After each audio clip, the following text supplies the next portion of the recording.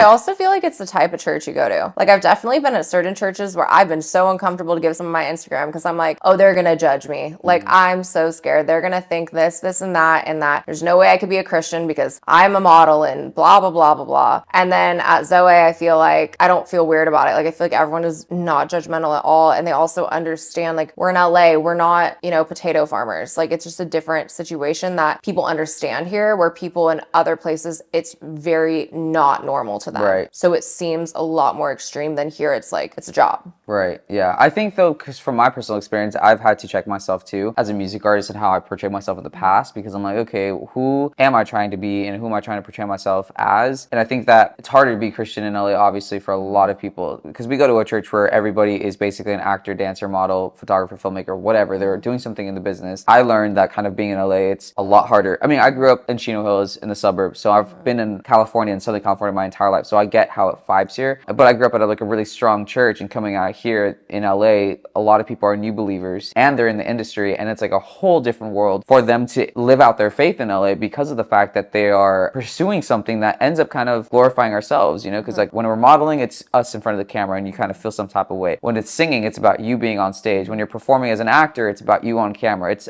very much about us. And I think finding the balance between honoring God and giving God the glory in an industry like this, as opposed to wanting it and then like becoming a clout chaser, doing things just so you can get the check, and like all these like weird situations that the worldly people do, to not get caught up in that, because we are to be set apart. And I think that's kind of the balance in the game, is like, how can we be in this world and not of it, but how can we also be set apart, so that when someone looks at us, they don't confuse us for them, because they're not supposed to. They're supposed to look at us and be like, there's something different about them.